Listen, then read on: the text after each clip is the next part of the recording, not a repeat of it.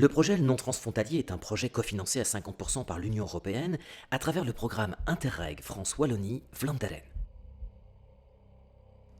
C'est un programme de coopération territoriale européenne qui s'inscrit dans une volonté de favoriser les échanges économiques et sociaux entre 4 régions frontalières.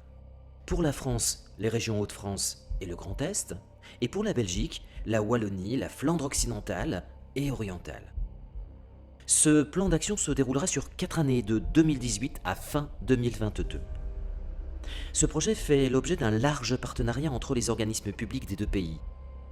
2 opérateurs principaux coordonnent le projet, le SMAPI, syndicat pour les milieux aquatiques et la prévention des inondations, et l'opérateur pour le versant français, et HIT, Eno Ingénierie Technique, qui est l'opérateur pour le versant wallon.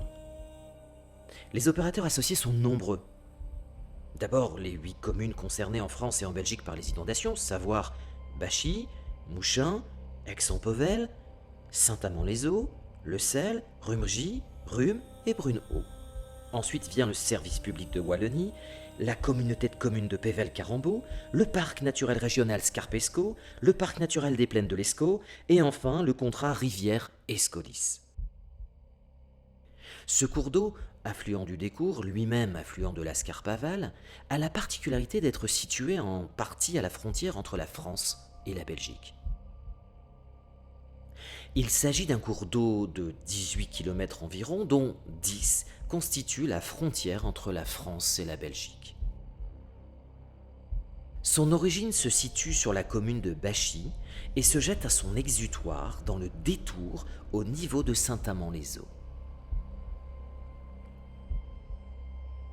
Sur le territoire français, le bassin versant concerne 12 communes, dont 6 sont traversées par l'Elnon. Sur le territoire belge, les communes concernées et traversées sont au nombre de 2. Depuis bientôt 25 ans, des inondations récurrentes sont constatées de part et d'autre de la frontière, tant en zone urbaine qu'en zone rurale. Les plus récentes sont celles de juin 2016 et décembre 2017. Elles affectent la population et les biens.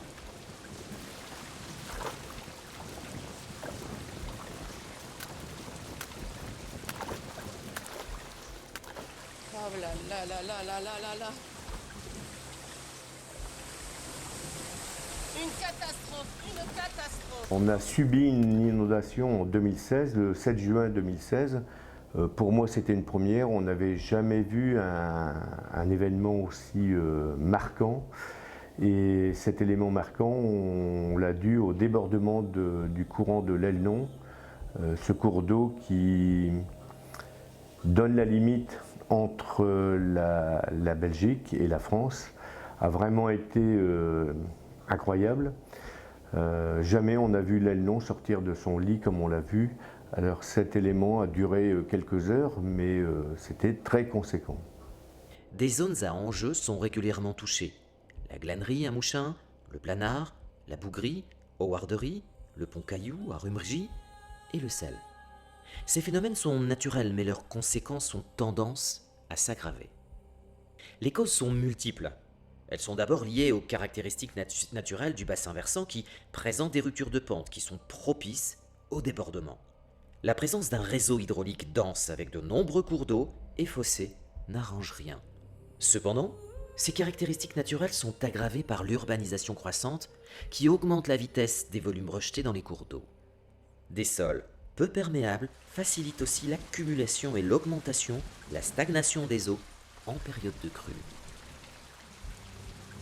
Le projet non transfrontalier a pour objectif de mettre en place 4 zones d'expansion de crues le long de l'Elnon et du courant du Pont du Nid.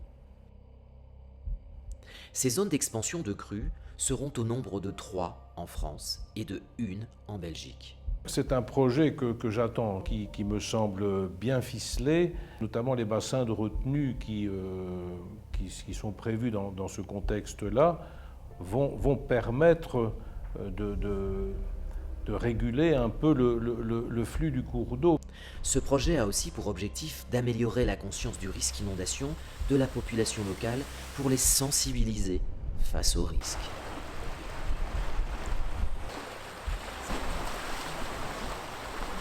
Il est important dans ce contexte-là d'associer la population et de la responsabiliser au maximum dans la gestion du risque d'inondation et dans sa propriété, autour de sa propriété. Les habitants doivent tous avoir à l'œil aussi les fossés qui sont près de chez eux pour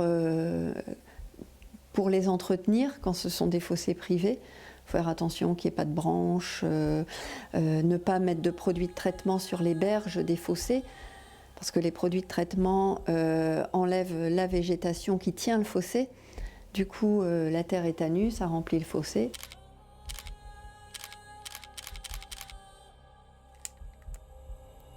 Un site internet avec un observatoire des crues est créé pour recueillir les témoignages des crues passées. Les habitants sont appelés à poster leurs photos et leurs vidéos pour l'enrichir.